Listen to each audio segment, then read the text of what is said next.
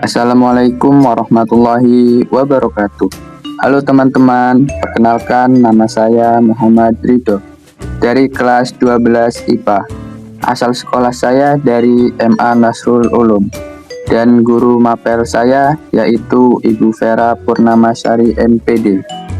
Kali ini saya akan menjelaskan tentang struktur dan fungsi sel. Mari kita simak videonya. Apa itu sel?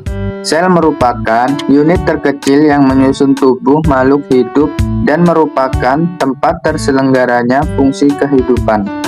Struktur sel pertama kali ditemukan oleh Robert Hooke pada tahun 1665 dengan mengamati sayatan gabus di bawah mikroskop. Berdasarkan strukturnya, sel terbagi menjadi sel prokariotik dan sel eukariotik, di mana perbedaan mendasar adalah pada sel prokariotik tidak terdapat membran yang membungkus inti sel.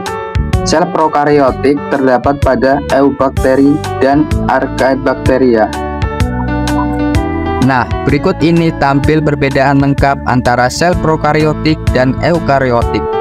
Pada sel prokariotik, karena tidak memiliki membran pembungkus nukleus, maka DNA terletak di sitoplasma tercampur dengan organel-organel lainnya. Sementara eukariotik, sebagian besar DNA-nya terdapat di dalam nukleus yang terbungkus dengan membran inti. Ukuran sel prokariotik lebih kecil dibandingkan sel eukariotik. Sel prokariotik memiliki jumlah organel yang jumlahnya lebih sedikit dibandingkan sel eukariotik, di mana sel eukariotik memiliki organel-organel yang lengkap seperti nukleus, mitokondria, kloroplas, retikulum endoplasma, dan lain-lain. Sel prokariotik terdapat pada organisme-organisme uniseluler, sementara eukariotik bisa terdapat pada organisme uniseluler maupun multiseluler. Selanjutnya, perbedaan yang paling utama adalah keberadaan membran nukleus. Prokariotik tidak memiliki membran inti, sementara eukariotik memiliki membran inti dan organel-organel yang bermembran. Sel hewan dan sel tumbuhan juga memiliki beberapa perbedaan. Ukuran sel tumbuhan biasanya lebih besar daripada sel hewan. Sel tumbuhan memiliki dinding sel sehingga memiliki bentuk yang tetap, sementara sel hewan tidak memiliki dinding sel sehingga bentuknya tidak tetap. Pada sel tumbuhan terdapat organel plastida, pada sel hewan tidak ada plastida. Pada sel hewan terdapat organel lisosom dan sentriol, sementara tumbuhan tidak memiliki lisosom dan sentriol. Pada sel tumbuhan, fungsi yang dilakukan oleh badan Golgi digantikan oleh organel digitosom. Selanjutnya, sel tumbuhan memiliki vakuola, sementara sel hewan tidak punya vakuola, hanya terdapat pada beberapa organisme uniseluler. Dan tentu saja pada sel tumbuhan terdapat zat hijau daun atau klorofil, sementara pada sel hewan tidak ada klorofil. Selanjutnya kita akan membahas bagian-bagian sel dan fungsinya masing-masing. Kita mulai dari dinding sel. Dinding sel adalah lapisan di luar membran sel yang mengelilingi jenis sel tertentu saja, seperti sel tumbuhan. Dan fungsinya membatasi ruang bagi sel untuk mengembang. Fungsi lain dari dinding sel adalah untuk mempertahankan bentuk sel, menjadi penyokong, memberikan perlindungan bagi mekanis maupun fisik, mencegah kehilangan cairan, dan mengontrol ukuran sel ketika menyerap air. Dinding sel pada tumbuhan tersusun atas pektin, serat selulosa, dan hemiselulosa. Berikutnya ada membran sel. Membran sel adalah selaput pembungkus sel yang berfungsi untuk melindungi bagian dalam sel, sebagai tempat keluar masuknya zat dari luar dan ke dalam. Sel juga sebagai reseptor atau penanda identitas suatu sel. Nah, perhatikan struktur membran sel berikut ini ya. Membran sel tersusun atas lipid biliar atau lemak dua lapis yang biasa disebut fosfolipid, karena bagian kepalanya tersusun atas fosfat yang bersifat hidrofilik, dan bagian ekornya tersusun atas lipid atau lemak yang bersifat hidrofobik. Selanjutnya ada protein integral dan protein perifer, di mana keduanya berfungsi penting dalam proses transportasi zat keluar masuk sel. Dan ada glikolipid yang berfungsi sebagai penanda atau identitas suatu sel. dan juga glikoprotein yang berfungsi sebagai reseptor atau menerima rangsang dari luar sel. Nah, tadi itu adalah struktur dan fungsi membran sel.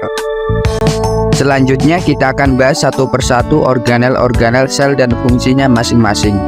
Organel-organel tersuspensi di dalam cairan sel yang kita sebut sitoplasma, di mana sitoplasma tersusun atas air, protein, karbohidrat, lemak, mineral, dan vitamin. Organel yang pertama adalah nukleus, di mana nukleus terbungkus oleh dua lapis membran. Fungsinya untuk mengatur seluruh kegiatan sel dan di dalamnya mengandung materi genetik berupa DNA. Organel yang berikutnya RE atau retikulum endoplasma yang terletak dekat dengan nukleus. Jika bertabur ribosom disebut RE kasar. Fungsinya untuk transportasi atau pengangkutan protein. Ada pula RE halus yang berfungsi untuk mensintesis lemak. Berikutnya ada ribosom yang berfungsi untuk menghasilkan atau mensintesis protein. Dan ada mitokondria. Mitokondria bisa disebut house of power. Fungsinya tempat respirasi sel dan tempat menghasilkan energi. Mitokondria memiliki membran ganda.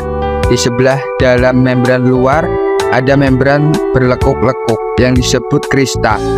Dan di dalamnya ada ruang kosong berisi cairan yang disebut matriks. Selanjutnya ada badan Golgi atau biasa disebut Golgi kompleks atau aparatus Golgi. Fungsinya tempat pengolahan atau modifikasi protein dan bertanggung jawab dalam proses sekresi sel. Lalu ada lisosom. Lisosom hanya terdapat pada sel hewan. Fungsi lisosom adalah untuk pencernaan intraseluler, daur ulang sel yang rusak, dan menghancurkan patogen-patogen penyebab penyakit. Sentriol adalah organel yang hanya ada pada sel hewan. Sentriol berperan penting dalam proses pembelahan sel. Lalu ada mikrotubulus yang fungsinya adalah untuk mempertahankan bentuk sel, berperan dalam pergerakan sel karena merupakan komponen penyusun flagel dan silia pada hewan-hewan uniseluler, dan juga berperan dalam proses pembelahan sel karena mikrotubulus merupakan komponen penyusun benang gelendong. Selanjutnya ada plastida dan vakuola yang hanya ada pada sel tumbuhan. Plastida terbagi menjadi kromoplas, kloroplas, dan leukoplas. Kromoplas adalah plastida yang mensintesis dan menyimpan pigmen selain klorofil. Sementara kloroplas mengandung klorofil dan merupakan tempat terjadinya fotosintesis. Leukoplas adalah plastida yang tidak berfungsi untuk menyimpan pigmen terbagi menjadi lipidoplas yang berfungsi untuk menyimpan lemak, dan amiloplas yang berfungsi untuk menyimpan amilum. Sementara vakuola adalah kantung besar yang berfungsi untuk menyimpan cairan dan senyawa seperti enzim, alkaloid, lipid, garam mineral, asam amino, dan asam organik. Nah, itu tadi penjelasan mengenai fungsi-fungsi organel. Selanjutnya kita akan membahas mengenai transportasi sel.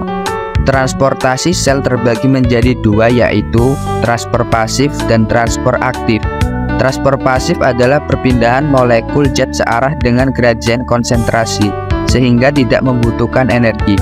Sebaliknya, transfer aktif adalah perpindahan molekul zat melawan gradien konsentrasi, sehingga membutuhkan energi. Transfer pasif terdiri dari difusi, osmosis, dan difusi terfasilitas. Sementara transfer aktif contohnya adalah endositosis dan eksositosis. Difusi adalah perpindahan molekul zat terlarut dari konsentrasi tinggi atau hipertonis ke konsentrasi rendah atau hipotonis. Sementara osmosis adalah perpindahan air dari konsentrasi rendah ke konsentrasi tinggi. Difusi terfasilitasi adalah proses difusi yang terjadi dengan bantuan protein membran.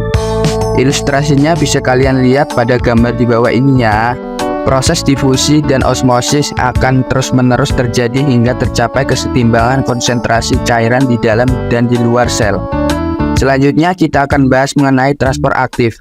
Beberapa peristiwa transfer aktif diantaranya adalah endositosis, yaitu peristiwa masuknya zat-zat ke dalam sel melalui pembentukan kantung membran sel. Contohnya adalah fagositosis dan pinositosis. Ada pula eksositosis. yaitu peristiwa keluarnya zat-zat dari dalam sel dengan menggunakan kantung vertikal yang dibentuk oleh badan Golgi. Dan ada pula pompa ion natrium dan kalium. Mekanisme ini dilakukan untuk mempertahankan konsentrasi kalium di dalam sel. Normalnya konsentrasi kalium di dalam sel tinggi dan konsentrasi natrium di dalam sel rendah. Sebaliknya di luar sel natrium tinggi dan kalium rendah. Perbedaan konsentrasi tersebut harus tetap terjaga agar proses fisiologis penting di dalam sel tidak terganggu. Berikut ini adalah respon sel terhadap perbedaan konsentrasi larutan. Kita mulai dari sel hewan yang tidak memiliki dinding sel. Apabila sel hewan dimasukkan ke dalam isotonis, artinya konsentrasi larutan di dalam dan di luar sel sudah setimbang, sehingga tidak ada lagi perpindahan molekul zat terlarut maupun air dan tidak ada perubahan bentuk maupun ukuran sel. Jika sel dimasukkan ke dalam larutan hipertonis, maka air di dalam sel akan banyak keluar karena larutan di luar lebih pekat, sehingga sel yang banyak kehilangan air akan mengkerut. Peristiwanya disebut krenasi. Sebaliknya, jika sel hewan dimasukkan ke dalam larutan hipotonis, maka air dari luar akan banyak masuk ke dalam sel sehingga sel akan menggembung dan lama-kelamaan akan pecah. Peristiwanya disebut hemolisis. Sementara pada sel tumbuhan, jika sel dimasukkan ke dalam larutan hipertonis, maka air akan banyak bergerak dari dalam keluar sel, sehingga sel akan kehilangan banyak air dan mengerut. Lalu membran sel akan terlepas dari dinding sel. Peristiwanya disebut plasmolisis. Sebaliknya, jika sel tumbuhan dimasukkan ke dalam larutan hipertonis, maka air akan banyak bergerak dari luar ke dalam sel, sehingga sel akan bengkak karena terlalu banyak menyerap air atau biasa disebut turgid. Kita sudah selesai membahas materi mengenai struktur dan fungsi sel. Terima kasih buat teman-teman yang sudah menonton videonya dari awal sampai akhir. Semoga mudah dipahami oleh teman-teman dan semoga bermanfaat bagi kita semua yang sudah nonton videonya. Sampai jumpa.